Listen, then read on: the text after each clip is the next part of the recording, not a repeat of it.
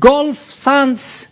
شرکتك نفتية بريطانية ونافندا ويجي لندن رابورتك بلاف كريه بحثا هناك سكاندالان دكا تشتين عجيب تبيجا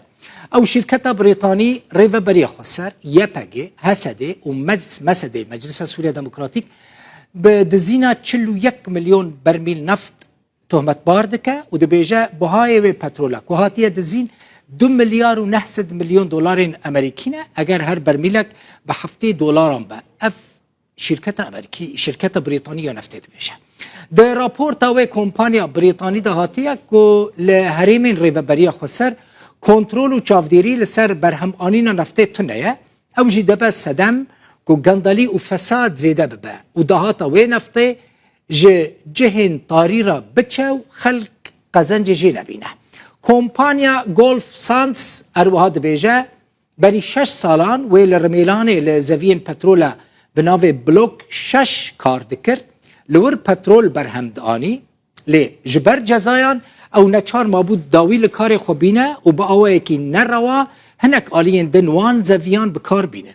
بخازل روج اوای کردستانی و لنافچین ریو بریا خسر پترول برهم بینه کمپانی دخوازه داخوازه دستوری دکو دبیجه او بشکی جی قزنجا پترول بده خلق سوری جبوکو پروژین خوین گشه پیدانه به پیش بخن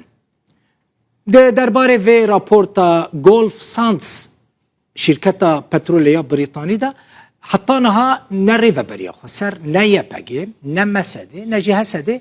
تشتك نقوتنا ايش بركو ادعاء جديه يعني دفي ريفابريا خسر لسيرفي رابورتا جولف ساندس رابورتك وشركتها مازنيا بترولي بلافكريه شركتك بريطانيه كومبانيا يعني شركتها جولف ساندس تش كومبانيا ما جرافيكا و بيوغرافيا و جوارا اماده كريه كومبانيا كبريطانيا بترولي يا نفطيه للندن يعني نافندا ويا سركة لندن پایتخت بريطانيا اف كومباني سال 2000 گریبستك کارکرنه لگل سوريا لحكومة سوريا يعني امذكره خدانه جسدي بينجي يا بلوك 26 يا بترولي بو لرميلانه جسدي